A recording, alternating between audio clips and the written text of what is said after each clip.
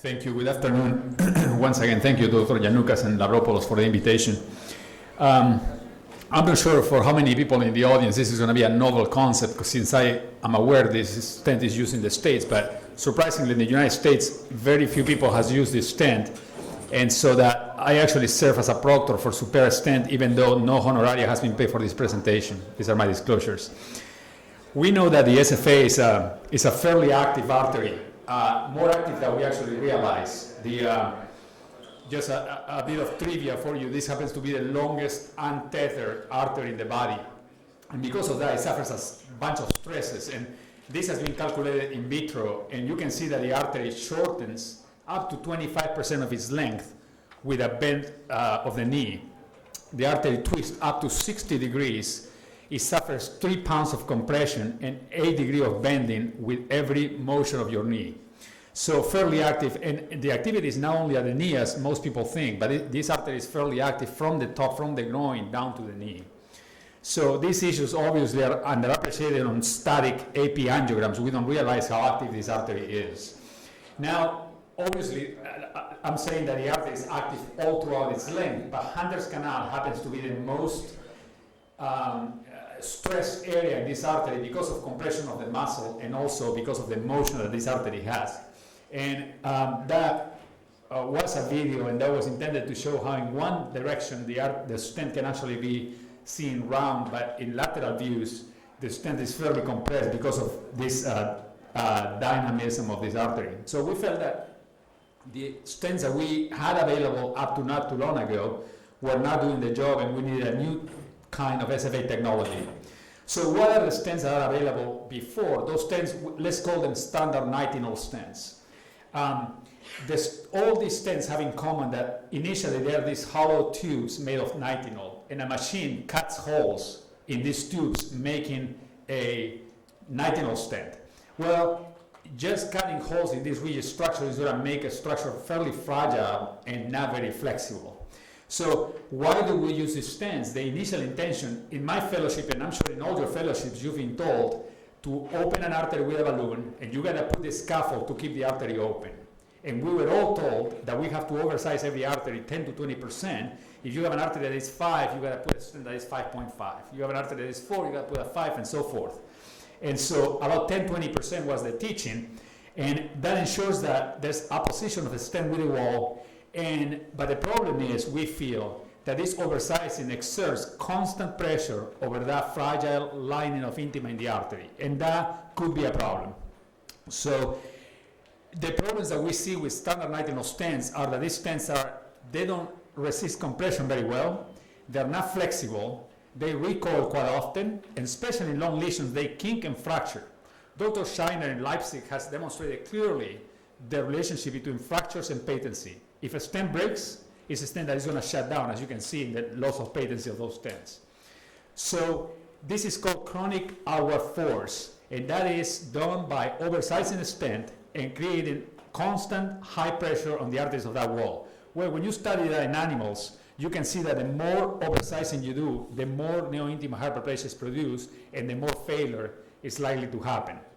So we bring a new concept, which is called compression to resistance, which is different than chronic outward force. Chronic outward force is done by over-dilating or oversizing a stent. Compression to resistance is placing a stent on a 1-to-1 ratio with the size of the artery, but this stent resists compression from the outside pressures of the arterial environment. This is very different, once again, than chronic outward force. So this is what happened with a standard nitinol stent. Whether you use OCT or intravascular ultrasound or plain angiogram, there's areas of the stent that are flattened like a pancake and not full expansion, which is not ideal. So these new stents, we want to call them vascular mimetic technology. And there's 3 characteristics you want to have in a stent for long-lasting results. One of them is, once again, the lowest chronic outward force to minimize the neointima hyperplasia, number 1. Number 2, you have to have a high resistance to compression. And number 3, has to be flexible. So from all the stents that we have approved in the US, we feel that these stents with interwoven nitinol wires, 6 of them, offers all these characteristics. So this is offers a stent that being fairly has a high radial force, but yet is a very flexible stent that allows you to have that round, nice structure all throughout the stent length. So the particular stent that we have in our armamentarium is the Supera stent, now sold by Abbott. It's it comes only in 3 lengths so far, 4.5, 6.55, and 6.5, but it comes in different lengths from 2 to 150.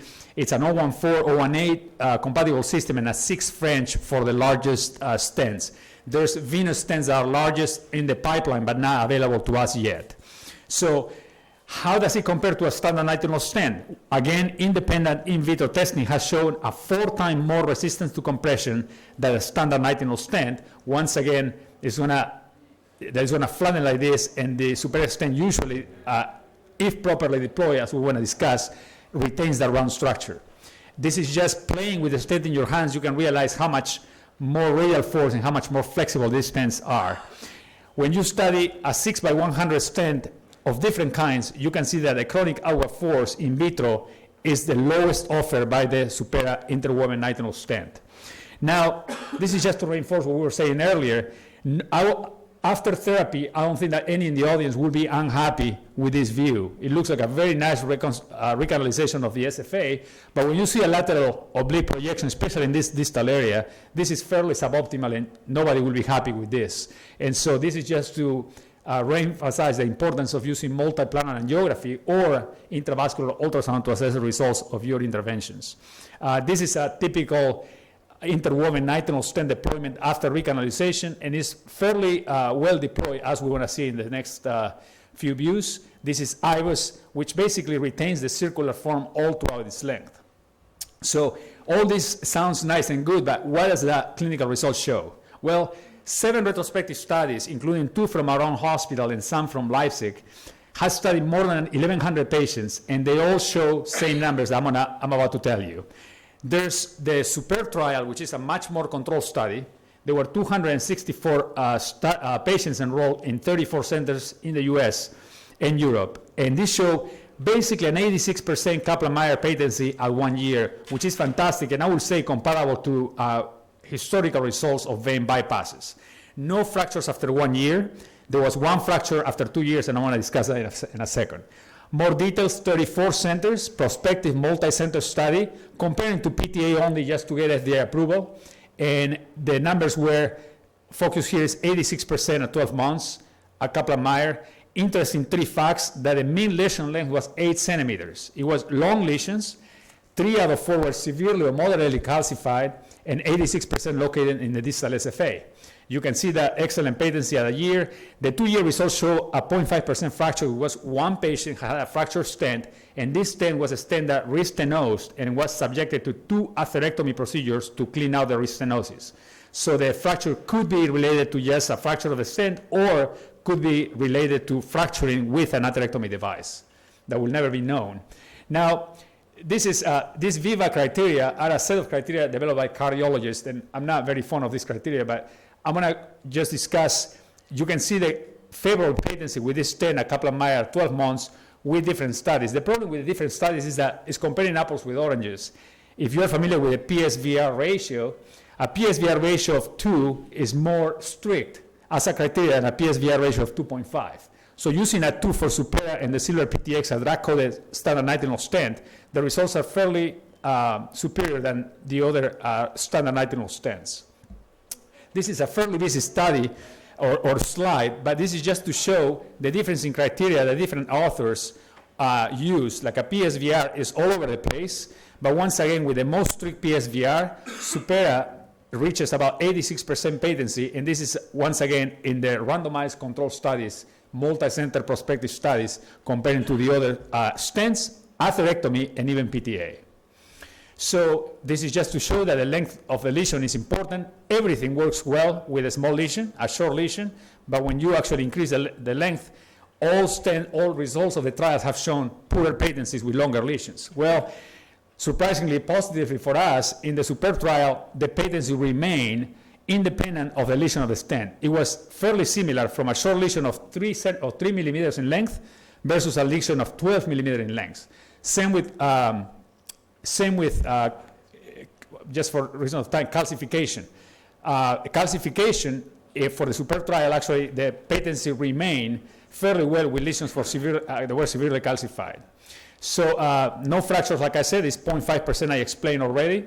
And these results are not only shown by other centers. This was nice to see that in our paper in JVS, we saw the exact same numbers, which is about 85% primary patency at 12 months, which corroborates the results published by other authors in the industry.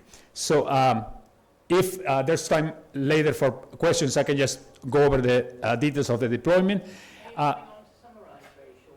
Yes, ma'am.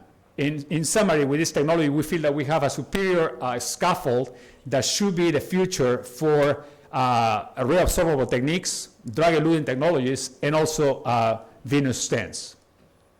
Thank you very much.